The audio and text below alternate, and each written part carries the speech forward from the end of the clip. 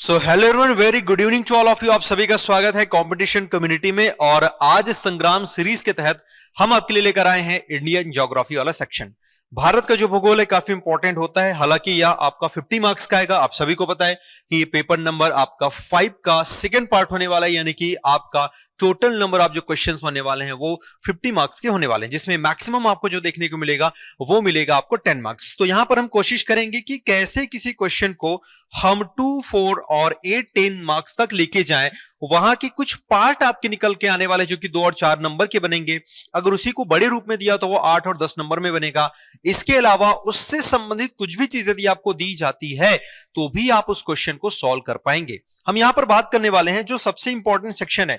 हालांकि जब आप भारत के भौतिक विभाजन की आप बात करेंगे, चैप्टर नंबर 2 जो है, वहां से हर बार आपको क्वेश्चन उठाया गया है। फिलहाल इस सीरीज में हम 3-4 वीडियो और इस पर आधारित लेकर आने वाले हैं, लेकिन ये वाला जो सेक्शन है बहुत बहुत इंपॉर्टेंट होने वाला है। इनफैक्ट इस पर आधारित क्वेश्चन भी आपको पूछे गए हैं और क्या क्या क्वेश्चन आपको पूछे जा सकते हैं, इस पर भी हम यहां पर चर्चा करने वाले हैं। सबसे पहले अगर यहां पर हम बात करें तो क्वेश्चन जैसे कि आप देख पा रहे हैं, पूर्वी तटीय मैदान और पश्चिमी तटीय मैदान। सिंपल सी बात है, ये जो क्वेश्चन है वो आपके भारत के 6 भौतिक विभाग जो होते हैं, जिसमें हम लोग देख लेते हैं। सबसे पहला जो होता है हमारा हिमालय होता है, नंबर 1, ठीक है। दूसरा जो होता है आपका प्रायद्वीपीय पठार होता है, पेनिनसुला प्लेट्यू होता है। तीसरा जो हो जाएगा आपका हो जाएगा नॉर्दर्न प्लेन्स यानी कि उत्तर भारत के मैदान। चौथा जिसकी हम यहाँ पे चर्चा करने वाले हैं, कोस्टल प्लेन्स यानी कि तटीय मैदान। पांचवा हो जाएगा आपका डेजर्ट यानी कि भारतीय मरुस्थल। और छठा है ग्रुप ऑफ आइलैंड्स यानी कि द्वीप समूह। यह भी खासा चर्चित रहा है और संभावित भी है, और मैं कोशिश करूंगा कि एक वीडियो इस पर भी हम लेकर आ जाएं। फिलहाल हम यहां पर जो चर्चा करने वाले हैं वो कर रहे हैं तटीय मैदानों का।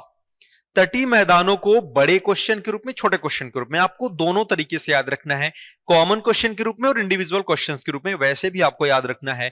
और जब आप मेंस के लिए करते हैं, देखिए फिलहाल आपका जो फोकस है वो तो मेंस है, फिर भी आप अपने दिमाग में इस बात को, इस चीज को हमेशा याद रखें कि कहीं ना कहीं आपको, चलिए आपका एग्जाम निकल जाता है, बहुत अच्छी बात है। आपको एडवांस में शुक्रिया, एडवांस में आप सभी को जो है वो बधाइयां हैं, शुभकामनाएं हैं। किंतु किसी केस में या किसी कारणवश एग्जाम नहीं निकलता तो वापस से आपको उस साइकिल को फॉलो करना पड़ेगा, फिर से आपको प्रीलिम्स के लिए रेडी होना पड़ेगा।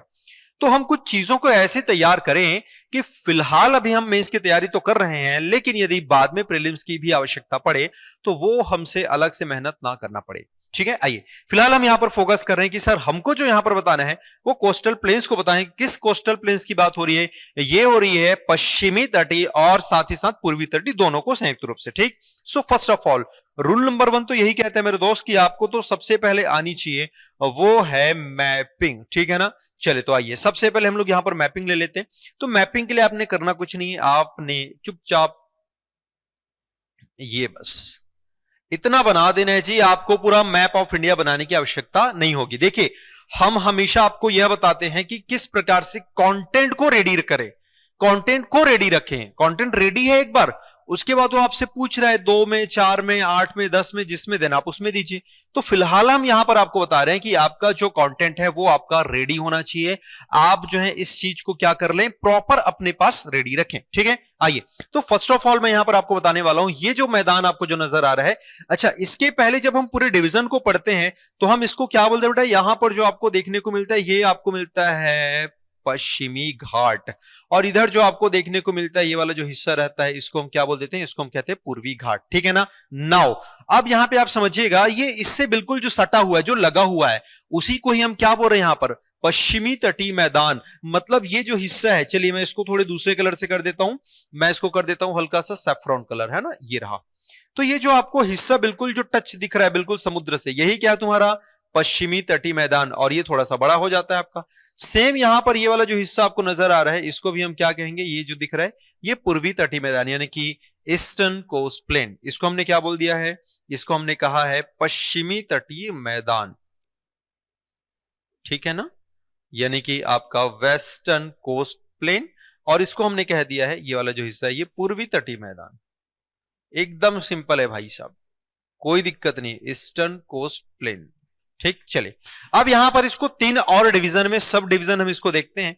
तो सब डिवीजन के अंतर्गत ये वाला जो डिवीजन आपको जो नजर आ रहा है, ये वाला हिस्सा, इसको हम कहते हैं बेटा काठियावाड़ बोलते हैं। क्या बोलते हैं हम इसको? काठियावाड़।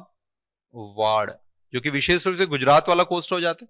इसको हम जानते हैं कोंकण कहते हैं। क्या बोलते हैं हम इसको? कोंकण, जो कि लास्ट टाइम क्वेश्चन भी आपको पूछा गया था। ठीक, फिर हम इसको जानते हैं, ये वाला जो नीचे आपको जो दिख रहा है इसको हम कहते हैं मालाबार कहते हैं। इसको हम क्या बोलते हैं? मालाबार।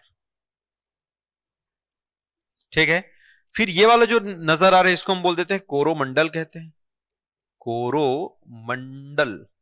और इधर वाला जो दिख रहा है इसको हम बोलते हैं नॉर्दर्न सरकार, यानी कि उत्तरी सरकार।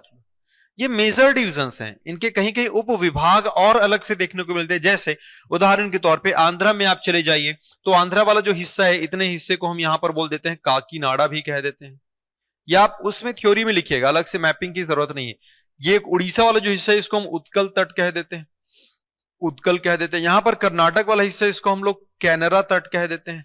ऐसा तो उसको आप थ्योरी में लिख सकते हैं, अलग से मैपिंग ना करें।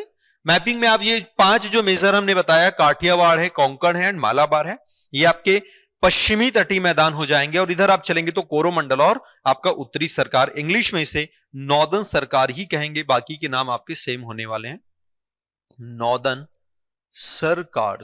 ठीक है ना, सरकार की स्पेलिंग कुछ इस प्रकार से होने वाली। ठीक है, बाकी के जो नाम है वो आपके सेम होने वाले हैं। कोरोमंडल है, आपका काठियावाड़ है, ठीक, कोंकण है, मालाबार है, राइट। ये आपने बेसिक चीजें यहां पर आपने देख ली।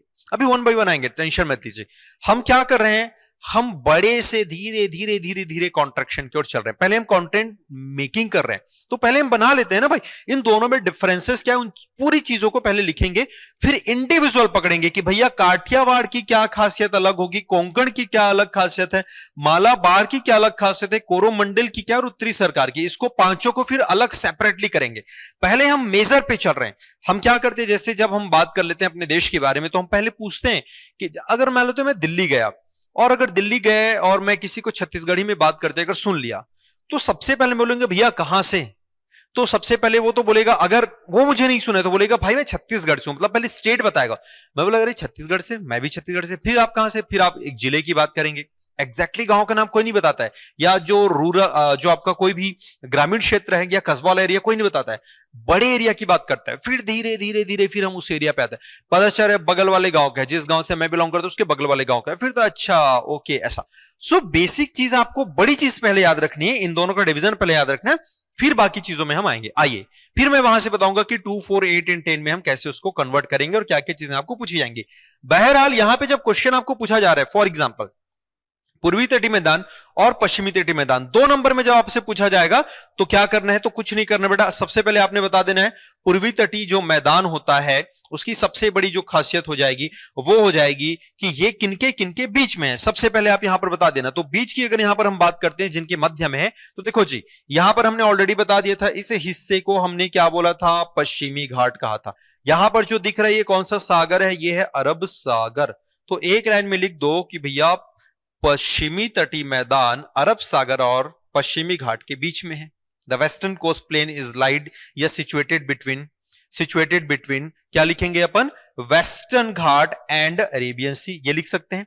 इसके अलावा अगर यहां पर हम बात करते हैं तो नेक्स्ट अपन क्या देख पाएंगे, यहां पर आपको नजर आएगा, इसको हम कह देंगे कि भाई पूर्वी तटीय मैदान जो है वो कहां कहां पर है, वो बंगाल की खाड़ी, यह बे ऑफ बंगाल, बंगाल की खाड़ी। और इसको मैं क्या बोलूंगा, इसको मैं कहूंगा पूर्वी घाट। तो क्या कह सकते हैं, इट इज लाइड या situated between the Bay of Bengal and eastern Ghat. ये आपने बता दिया एकदम एक लाइन में। फिर आप कह सकते हैं कि इसके उपविभाग जो है वो काठियावाड़, कोंकण और मालाबार है। इसके उपविभाग है कोरोमंडल, आपका उत्तरी सरकार। ठीक है, ये बता दीजिएगा। फिर आप यह बता सकते हैं कि विशेष रूप से ये पश्चिमी तटीय मैदान है वो कैसा है बेटा, वो संकीर्ण है, यानी कि बिल्कुल नैरो है, जबकि ये जो है वो कैसा है, ये थोड़ा सा चौड़ा है, ये थोड़ा सा वाइड है। अच्छा मैं एक काम करता हूं, पहले पूरे पॉइंट्स को हम यहां पर काउंट कर लेते हैं, गिन लेते हैं, उसके बाद यहां से 2 नंबर के लिए, 4 के लिए, और ये 8 में तो वैसे ही जो दिख रहा है एज इट इज ये हमने लिख देना, और 10 में भी वैसे ही लिख देना है। 10 में बस एक्स्ट्रा करना ये है कि आपको डायग्राम बस बना देना है, और साथ ही साथ कुछ पॉइंट को और आप एलॉबरेट कर सकते हो, कुछ और विश्लेषण आप कर सकते हो, मतलब जो स्पेस है आप उसको फिल कर सकते हो इन शॉर्ट। ठीक है, आइए सबसे पहले हम समझते हैं बेटा इसका ज्योग्राफिकल एक्सटेंट, यानी कि इनका विस्तार कहां से। मैं हिंदी में यहां पे लिखते चलूंगा, आप लोग भी कीवर्ड को आप लिखते चलेगा। इसका विस्तार कहां कहां पर है या कहां कहां तक है, ये अपने सबसे पहले बता देना है। तो आप पहले आप क्या देख रहे हैं बेटा, यहां पर आप देख रहे हैं पूर्वी तटीय सॉरी, क्या देख रहे हैं अपन, पूर्वी तटीय मैदान, और ये क्या आ जाएगा तुम्हारा पश्चिमी तटीय, ये क्या हो रहा है? पश्चिमी तटीय मैदान, राइट।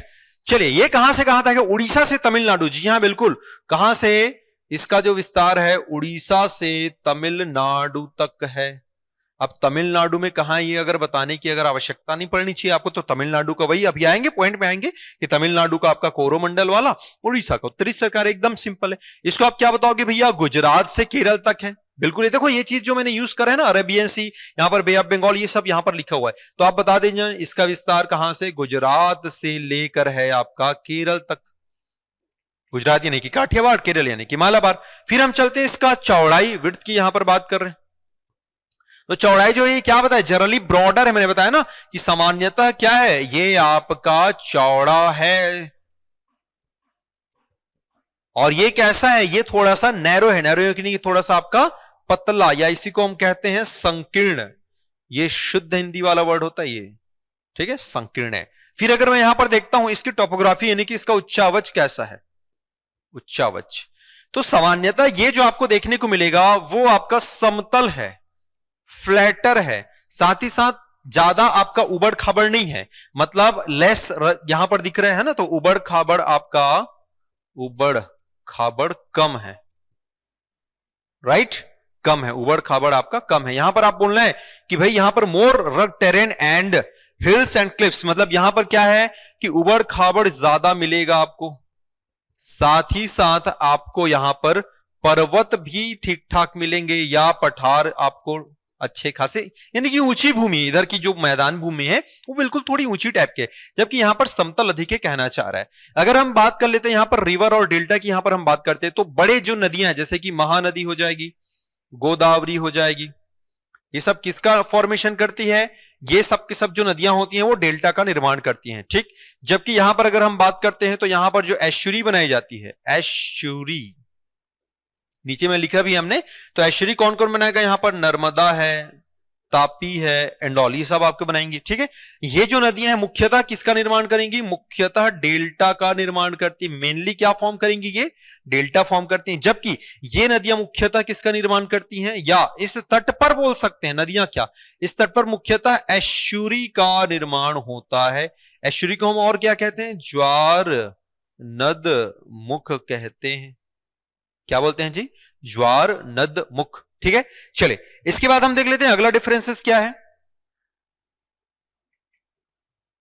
यहां पर अगर मैं बात करता हूं लेक या झीलों की, अगर हम बात कर लेते हैं, यानी कि इस तट पर आने वाली झीलें, तो कौन कौन सी झीलें? तो अगर हम यहां पर झीलों की अगर हम बात करते हैं, यहां पर लिखिएगा ना मुख्यतः डेल्टा। मेन जो झील है, जैसे कि यहां पर एक झील आपने लिख दिया बेटा, कौन सा झील हो जाएगा? चिल्का है। इसके अलावा और भी लिख सकते हो, चिल्का तो जस्ट एग्जांपल है, चिल्का के अलावा और क्या आ सकता है? आप सोचिए, पूर्वी तटीय मैदान की हम बात करें, चिल्का है ना। इसके अलावा जहां पर हमारा जो जितने भी स्पेस से संबंधित, यानी कि इसरो से संबंधित जो आपके सैटेलाइट परीक्षण वगैरह जो होता है, जिसको हम लोग श्रीहरिकोटा के रूप में जानते हैं, यानी कि पुलिकट, तो पुलिकट को भी आप डाल सकते हो। ये भी कहां पर मिलेगा अपने को? ये पूर्वी तटीय मैदानों पे ही मिलेगा। यहां पर हम आते हैं तो वेम्बनाद है। इसके अलावा और क्या मिल सकता है अपने को? ये तो वेम्बनाद है ही, वेम्बनाद है, अष्टामुड़ी है, ये सब कहां पर मिलेगा अपने को? ये आपको पश्चिमी तटीय मैदानों पर मिलेगा, ठीक है ना। चलिए, इसके डिविजन्स यानी कि उपविभाग की हम यहां पर बात कर लेते हैं, तो विभागों की चर्चा तो हमने कर ही ली है। विभागों में क्या क्या बेटा हमने देखो, उत्कल बताया मैंने आप लोगों को, उड़ीसा वाला में है ना, उत्तरी सरकार है, और कोरोमंडल ऑलरेडी मैंने यहां पर कवर कराया आप लोगों को। यहां पर आप देख लीजिए, ये देखिए यहां पर हमने बताया था उत्कल बताया, तो उत्तरी सरकार, कोरोमंडल, काकीनाडा भी चाहे तो आप वहां पर ऐड ऑन कर सकते हैं। फिर सेम यहां पर हम चलते हैं तो काठियावाड़ बता दिया मैंने, कोंकण बता दिया, और आपका मौलाबार, ये ऑलरेडी मैंने यहां पर कवर करा दिया, ठीक है। इसके बाद हम देख लेते हैं, ये एक डिफरेंसेस हो गया। इसके बाद एक और डिफरेंसेस जो यहां पर कवर करना है हमको, बेसिक इतने तो हमको याद रखनी है। मतलब अगर मैं बात करूं तो 1 2 3 4 5 6 7, 8 का आएगा तो ये तुम्हारा हो जाएगा ये 8वां नंबर, ठीक है। 10 का आएगा तो तुम तो और यहां पर ऐड ऑन कर लेना। कहने का तात्पर्य यही है कि 8 और 10 में वैसा कुछ खास या मेजर डिफरेंसेस नहीं होगा, डिपेंड करता है कि आप उसको कितना स्ट्रेच कर पाते हो। और कभी ये भी ना सोचें कि सर 10 नंबर का है तो 10 पॉइंट लिखने हैं, 8 नंबर का तो 8 पॉइंट, ऐसा नहीं होता, ऐसा नहीं होता। अगर 8 नंबर में 6 सॉलिड पॉइंट आपने लिखे हैं और उस सॉलिड पॉइंट को बहुत अच्छे से ही लिखा है आपने। पहले आप समझिए कि उन 6 चुनिंदा पॉइंट को तो पहले आपको चुनना है। मतलब ये नहीं होना चाहिए कि आपसे कुछ स्पेशल चीजें मिसिंग हो जाए, लाइक इसकी डिवीजन मिसिंग नहीं होनी चाहिए, जैसे लेक वाला चीज है आप हटा सकते हैं, इट्स नॉट सो इंपॉर्टेंट। मतलब सर नहीं है तो क्यों करा रहे हो, करा इसलिए रहे हैं ताकि आपके पॉइंट्स बढ़े या एटलीस्ट आपको याद रहे। बात सी, तो भाई आप जो लेक वाला पॉइंट है आप उसको हटा सकते हो। डेल्टा और एस्चुरी ये आपको बताना पड़ेगा, आपको रिवर्स बताना पड़ेगा, टोपोग्राफी बतानी पड़ेगी, चौड़ाई बतानी पड़ेगी, एक्सटेंड बताना पड़ेगा, ये सब इंपॉर्टेंट चीजें हैं। Got it. चले फिर हम यहां पर देख लेते हैं, जैसे कि इनके अर्बन सेंटर्स, चाहो तो लिखो नहीं तो नहीं लिखो, कोई दिक्कत नहीं। इसमें आप चाहें तो बंदरगाह वाली चीजों को भी बता सकते हैं, दोनों तटों पर बंदरगाह। जैसे आप देखिए मोस्टली ये जो दिया है आपको बंदरगाह भी और सिटीज भी है, तो कौन कौन सी सिटी है बेटा पूर्वी तटी में? चेन्नई जो कि एक बंदरगाह भी है, विशाखापट्टनम जो कि एक बंदरगाह भी है, तूतीकोरिन भी आप यहां पर आप डाल सकते हैं, पुडुचेरी, ये आपके क्या मेजर सिटीज हैं। इधर आ जाएं, आपको यहां पर देखने को मिलेगा, देखो मुंबई, बॉम्बे आपका बंदरगाह भी है, मंगलोर, न्यू मंगलोर बंदरगाह है। गोवा में आपको जो मिलेगा लाइक जिसको हम लोग मुर्मगांव करके जानते हैं, तो मुर्मगांव भी आपको यहां पर क्या मिलेगा? बंदरगाह मिलेगा। तो आप बंदरगाह के संदर्भ में इन सारे सिटीज के नाम को भी डेफिनेटली यहां पे आप लिख सकते हैं, क्योंकि देखो कोस्ट की बात कर रहा है, तटों की बात कर रहा है, और तटों में बंदरगाह का होना स्वाभाविक है, लाजमी है, तो उसको लिखने में आपको परहेज नहीं करना चाहिए। रेनफॉल पे हम चलते हैं, वर्षा पे हम चलते हैं, है ना। ये तो अर्बन सेंटर्स यानी कि आपके शहरी क्षेत्र और बंदरगाह, ऐसा आप लिख सकते हैं, शहरी क्षेत्र और बंदरगाह। वर्षा पर चलते हैं, प्रेसिपिटेशन रेनफॉल पे। देखिए यहां पर दोनों प्रकार के आपको मानसून जो है वो देखने को मिलेंगे। कहां पर बात हो रही बेटा? ये पूर्वी तटीय मैदानों में। कौन कौन सा? दक्षिण पश्चिम मानसून, और साथ ही साथ आपको कौन सा? लौटता मानसून यानी कि नॉर्थ ईस्ट, यानी कि इसको हम क्या कहेंगे? उत्तर पूर्वी मानसून, या फिर आप चाहे तो इसे कह सकते हैं लौटता मानसून। क्या कह सकते हैं इसको? लौटता मानसून। ठीक है जी, क्योंकि हम बात किसकी कर रहे हैं? हम जो बात करने वाले हैं वो कर रहे हैं बेटा, हम लोग देख सकते हैं यहां पर ईस्टर्न कोस्ट की, है ना। यहां पर ये दोनों पॉइंट्स थोड़े से डिफरेंट है बेटा, इसको अभी मैं करेक्ट कराऊंगा ना, इसको आप लोग अभी मत पढ़िएगा, ये ना वाइस वर्सा हुआ है एक्चुअली, ये इधर जाएगा वो उधर जाएगा, ठीक है। चलिए तो इन दोनों पॉइंट को अभी आप यहां पे कवर ना करें, इसको मैं अभी पढ़ाऊंगा, डोंट वरी। मतलब कई बार होता है ना पढ़ाते रहते और बच्चों का ध्यान इधर चला जाता है, ऐसा ना करें, वो आपका स्विच हुआ है, मैं बताऊंगा, डोंट वरी। अभी हम चलते हैं यहां पर। सो हमने बताया कि पूर्वी तटीय मैदान में दोनों प्रकार की वर्षा यानी कि दोनों प्रकार की बारिश होंगी। पहला जो है आपका जो मानसून जो आता है, मेन जो मानसून होता है जिसको हम लोग दक्षिण पश्चिम मानसून कहते हैं, जनरली जो आपका जून जुलाई के मौसम में जो स्टार्ट होता है वो दक्षिण पश्चिम मानसून, ये तो आएगा ही आएगा।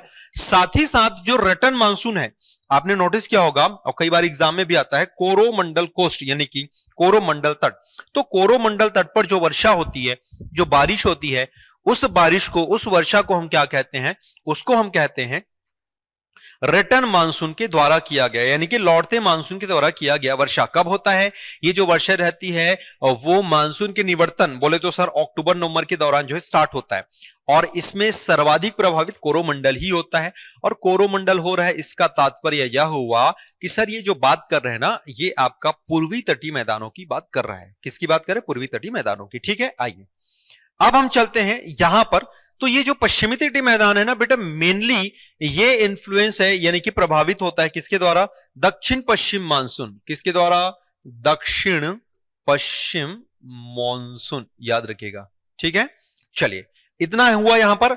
अब इसको थोड़ा सा देखते हैं, ये थोड़ा सा ना वाइस वर्सा हो गया था एक्चुअली, जब ये बढ़ रहा था उस दौरान ये क्रॉस हो गया था, ऐसा होता है। देखिए जनरली समटाइम्स जब मैं बना के फाइनल कर रहा था ना, उस दौरान मैंने देख लिया था, इसलिए तुरंत यहां पर बताया, लेकिन मैंने सोचा कि चलो ठीक है, इसको एक काम करते हैं, ऐसा रख देते हैं, ताकि जब आप कई बार ऐसे बना रहे हो या जब आप नोट्स मेकिंग कर रहे हो तो वहां पर कुछ इस प्रकार की गलतियां हो तो हम कैसे उसको सुधारें, या समटाइम जब आंसर राइटिंग करते हैं वहां पर भी होता है। जैसे मैं बता रहा हूं, जब मैं मेंस की कॉपीज चेक कर रहा था उस दौरान, रायपुर में जब मैं क्लास ले रहा था ऑफलाइन क्लासेस, उस दौरान बहुत अच्छे अच्छे ब्रिलियंट बच्चे हैं यहाँ पे भी, तो उनमें से ऐसे बच्चे जो रेगुलर आंसर चेक कराते थे, पढ़ने में भी अच्छे हैं, उनसे इस प्रकार की सिली मिस्टेक्स हो रही है। मतलब इधर की पॉइंट उधर, उधर की पॉइंट इधर, बाद में देखने पे ओ माय गॉड, हाँ सर आपने ये लिखा था।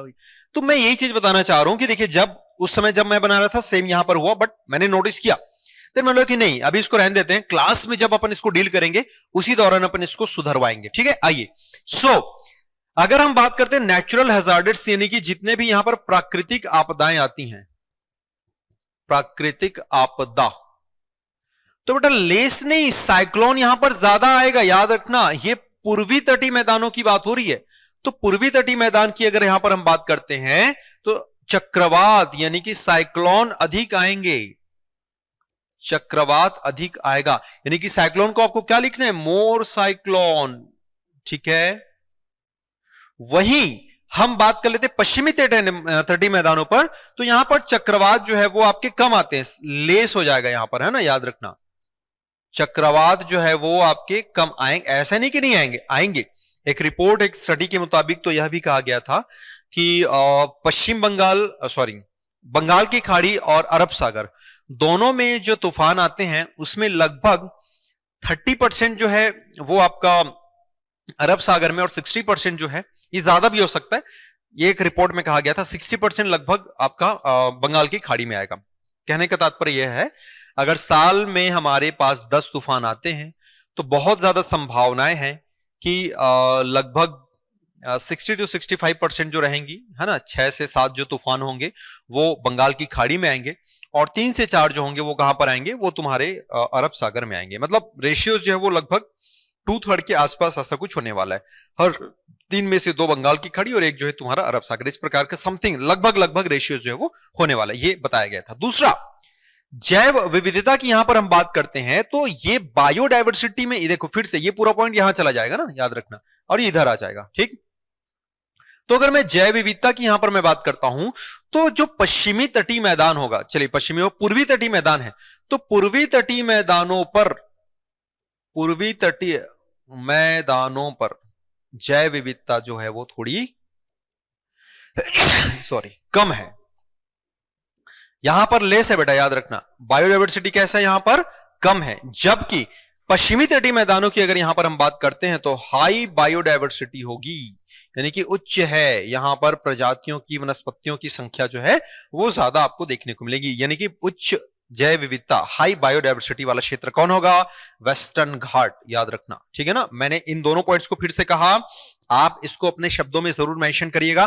कुछ चीजें गलतियों से ही गलतियां सिखाने का काम आता है, समटाइम ऐसी चीजें होती है, और मैं चाहता हूं कि चीजें आपके एग्जाम के पहले ही हो जाए, एग्जाम के पहले ही हो जाए तो बेटर है। जैसे आपने सुना होगा ना, फॉर एग्जांपल अभी वर्ल्ड कप सिलेक्शन की यहां पर बात चल रही है, ठीक है, कि भाई किसको लिया जाए किसको ना लिया जाए, एंड ऑल एवरीथिंग, तो सारे गेसेस चल रहे हैं।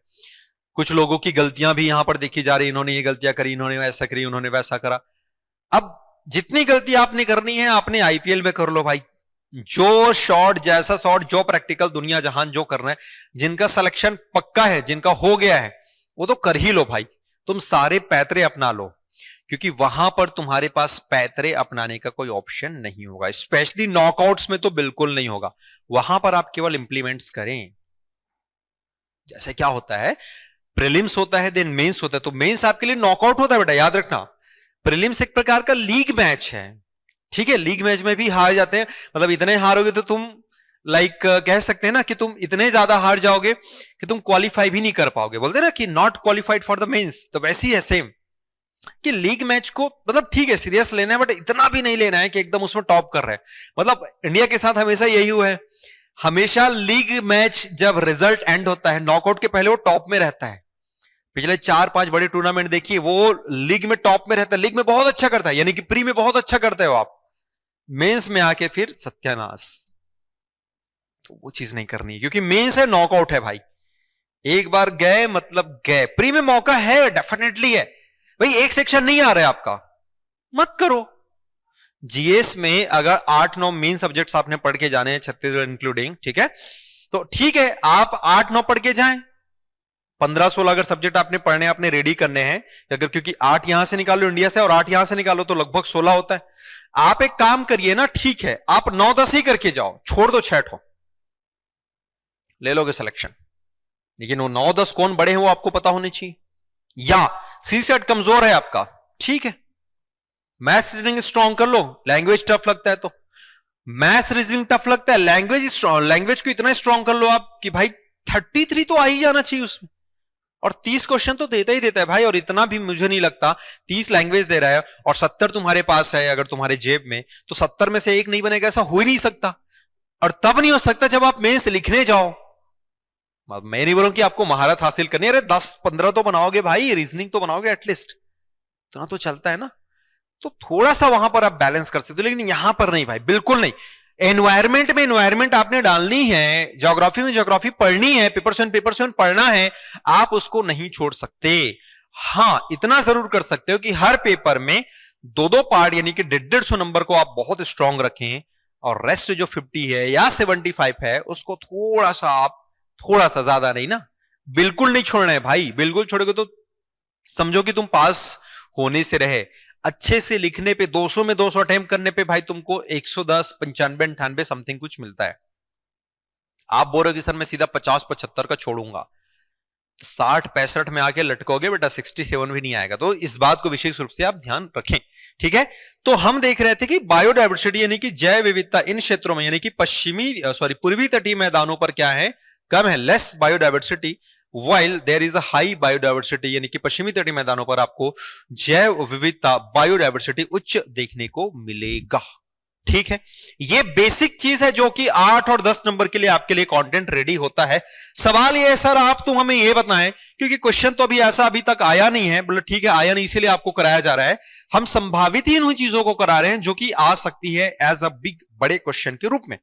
अब आप समझिएगा यहां पर सवाल यह है कि सर वो सब ठीक है, आप मुझे बताओ, जैसे कोंकण आया, सर कोंकण के बता दो 4 नंबर क्या था, मुझे क्या क्या लिखने चाहिए थे। और सर मुझे यह भी बताओ काठियावाड़ में, कोंकण में, मालाबार में, कोरोमंडल, उत्तरी सरकार, सब में आएगा 4-4 नंबर के लायक, तो मैं क्या क्या लिखूं। फर्स्ट ऑफ ऑल 2 और 4 नंबर में पॉइंट लगभग वही होते हैं, 2 नंबर में भी आपने 4 पॉइंट देने हैं, 4 नंबर में भी आपने 4 पॉइंट देने हैं। बस ये होता है कि आप उसका विस्तार कर देते हो और एक मैप बना देते हो। तो सबसे पहला, और इसी को कहते हैं निंजा टेक्निक, याद रखना ये निंजा टेक्निक आपको आना चाहिए। ये निंजा जो टेक्निक है ना, ये आपको आना चाहिए। क्या कहती है सर आपकी निंजा टेक्निक इस क्वेश्चन के लिए, आइए आपको दिखाते हैं। इस क्वेश्चन के लिए निंजा टेक्निक यह कहती है कि भैया आप सबसे पहले बता दो कि कोंकण, कोंकण के बारे में लिख रहे हो ना, ठीक है। कोंकण ये किसका पार्ट है, या पश्चिमी तटीय मैदानों का ही एक भाग है। अरे हाँ ना भाई, छत्तीसगढ़ के बारे में बोलेगा तो आप क्या बताएंगे, यह भारत का एक प्रमुख राज्य है, हमको भी पता है, लेकिन बताओ ना क्या है। बोले सर नहीं सर ये तो कॉमन पॉइंट है, सर इसमें क्या यार, क्या कॉमन है भाई बताओ। जैसे आपने हिमालय का, तो आप कहेंगे ना यह भारत के उत्तरी हिस्से में स्थित है, अरे बताओ कौन मना कर रहा है, बताओ, नॉर्मल चीज है। तो आपने बता दिया कि यह पश्चिमी तटीय मैदानों का हिस्सा है, it is the part of western coast plain. फिर बताना, फिर आपको पता है, जैसे मैं कहता हूं भैया ये मेरी बीच वाली उंगली है, this is my middle finger, क्या क्या है इसके ऊपर, आप बता दो कि भैया ये इंडेक्स हो जाएगा, ये अनामिका हो जाएगा, ये आपका लिटिल फिंगर हो जाएगा, एंड ऑल ये चीजें आप बोल दो, खत्म कहानी। तो वैसे ही बता दो कि यार कोंकण के ऊपर क्या है, काठियावाड़ है। अच्छा बताने के तरीके अलग होंगे, इसके नीचे क्या है तुम्हारा, इसके नीचे मिलेगा तुमको मालाबार मिलेगा, इसके नीचे क्या मिलेगा तुमको, मालाबार मिलेगा, ठीक है। चलिए अब यहां पर जो हम कहानी देखते हैं, यहां पर जो हम कहानी बताने वाले आपको ध्यान से समझिएगा।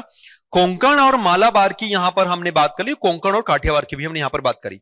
देखो जी आपको यह नहीं बोलना है कि इसके ऊपर में काठियावाड़ है या इसके नीचे मालाबार है, आप यह कह दे कि कोंकण कोस्ट या कोंकण तट मालाबार और काठियावाड़ तट के मध्य स्थित है, एकदम सिंपल है।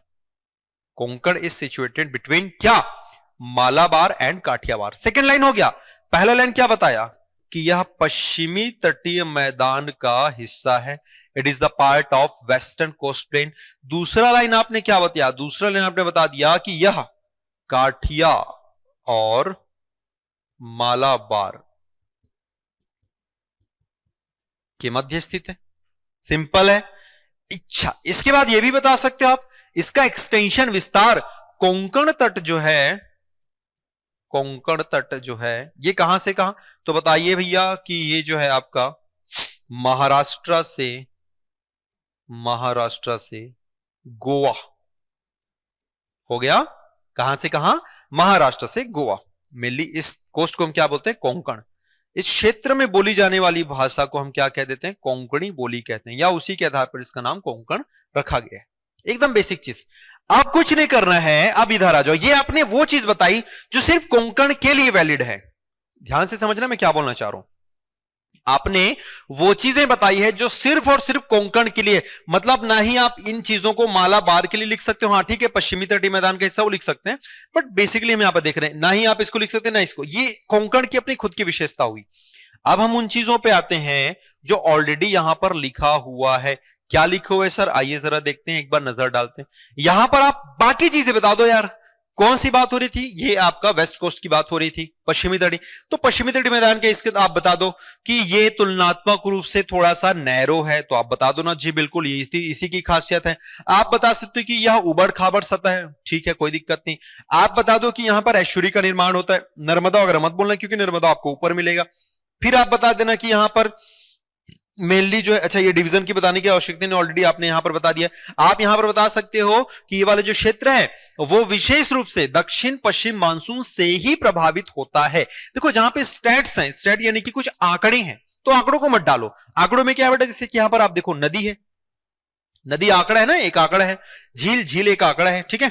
ये तो वैसे भी आंकड़ा है। इन चीजों को मत डालो। जो कॉमन चीज है, उबड़ खाबड़ सतह है, पतला है, संकीर्ण है, पश्चिमी तटीय मैदान का हिस्सा है, यहां पर जो दक्षिण पश्चिम मानसून से बारिश होती है, डाल दो ना भाई। कितने सारे पॉइंट हो गए। अब देखो 4 पॉइंट ऑलरेडी मैंने बता रखा था, 4 पॉइंट यहां से और मिल गया। लो बताओ, तुम 4 नंबर की बात करते हो, मैं यहां पर 8 नंबर का बता दिया। सिंपल है। लेकिन वो बाकी 4 को कहां से लिया हूं मैं? उन बाकी 4 को मैंने लिया है इन क्षेत्रों से, ये वाले पॉइंट से, ठीक है। आइए, मैंने कोंकण की बात कर ली। सर मैं काठियावाड़ भी तो जानना चाहता हूं। मैं सर काठियावाड़ का बताओ सर, तब मानू मैं। कोंकण तो आया था, आपने बता दिया। सर काठियावाड़ बताओ सर। हमको तो काठियावाड़ चाहिए। बिल्कुल, जो आ गया हुजूर। चलिए अगेन पहला लाइन क्या बताओगे? यह पश्चिमी तटीय मैदानों का हिस्सा है। दूसरा, जो कि पश्चिमी तटीय मैदानों में सबसे ऊपर है या सबसे उत्तर में है। दोनों लिख लो, ऊपर लिख लो या उत्तर लिख लो। इसके नीचे कोंकण और मालाबार हैं। कुछ नहीं किया हूं, जो यही था उसको वैसे लिख दिया हूं। बस उंगली वाली कहानी याद रखना। तीतर के 2 आगे तीतर, तीतर के 2 पीछे तीतर। याद आ रहा है? बस वही कहानी है। तो यहां पर भी आपने क्या कर देना है? सेम लिख देना है। फिर हम चलते हैं नंबर 3। विस्तार की बात कर लो तो बोलो ना यार, गुजरात में तो है, कहानी खत्म। नंबर 4, अच्छा यहां पर एक और चीज मिसिंग कर दिया मैंने, बता दो ना भाई कौन सा पोर्ट आता है? गोवा और बॉम्बे की बात करें तो बोलो ना सर, बॉम्बे आता है। बोलो ना सर, यहां पर क्या आता है तुम्हारा? नावा शेवा आता है, यानी कि जवाहरलाल नेहरू आता है। अरे बोलो ना सर, मुरमुगांव आता है। कहानी खत्म कर दो ना जी। इधर बोल दो ना सर, कांडला आता है। अरे बोलो ना सर, मुंद्रा आता है। मुंद्रा आपका प्राइवेट पोर्ट है, जो कि न्यूज में था, अडानी का पोर्ट है। गंजेड़ी लोग पकड़ाए थे, नशा करते पकड़ाए थे, लेकिन सरकार है बचा दिया उसको। कहते हैं दोस्त है, अब हमको नहीं पता क्या है कैसा है, वो तुम जानो भैया। बस जो न्यूज में आया तो मैंने बता दिया, ठीक है। कांडला है, मुंद्रा है, ये सब इसी पे तो आते हैं। आप बताओ ना जी कि यहां पर क्या है? नमक बहुत ज्यादा मिलता है इन क्षेत्रों में। अरे जो आता है वो बताओ, वो तट से संबंधित होना चाहिए। बाकी सेम चीजें रिपीट कर लो इधर से जो रिपीट करी थी तुमने। क्या क्या करोगे? पतला है, अच्छा यहां पर अब मत बोल देना पतला है, यही एक खासियत है, यही मैं बताने वाला था। ये यूनिक है। आप मत कहना पतला है, चौड़ा है यहां पर, क्योंकि ना पश्चिमी तटीय मैदानों की खासियत है, ये उत्तर में थोड़े चौड़े हैं, मध्य में बहुत संकीर्ण है, और फिर निचले हिस्से में भी हल्के चौड़े आपको देखने को मिलेंगे। ओवरऑल अगर मैं देखूं तो ये पतले हैं ओवरऑल में, ध्यान से समझना। लेकिन कुछ हिस्सा इसका थोड़ा सा चौड़ा हो जाता है, तो उस चीज को आप मेंशन कर सकते हैं कि पश्चिमी तटीय मैदानों की तुलना, मतलब अन्य भाग की तुलना में ये थोड़े से चौड़े हैं। That's it. अच्छा वन मोर थिंग भाई, ये सबमर्ज है। ये सबमर्ज का मतलब होता है जलमग्न है ये। बोले सर आपको कैसे पता? आपने सुना होगा द्वारिकाधीश, तो द्वारिका डूबा हुआ है। जी हां बिल्कुल डूबा हुआ है। तो आप कह दें कि एक ऐसा हिस्सा है ये जलमग्न है, यहां पर एश्चुरी है। आप बताएं कौन सी एश्चुरी है? कौन सी एश्चुरी है? आप बताएं। नर्मदा तापी द्वारा निर्मित एश्चुरी है, ब्राह्मणी सॉरी साबरमती द्वारा निर्मित। ये सब चीजें बताएं ना आप। चलिए सर, नहीं सर, आप तो दोनों को सेम सेम बता दी सर। अब आप ना मुझे, सर आप मुझे बताओ सर, आप मुझे कोरोमंडल का बताओ सर।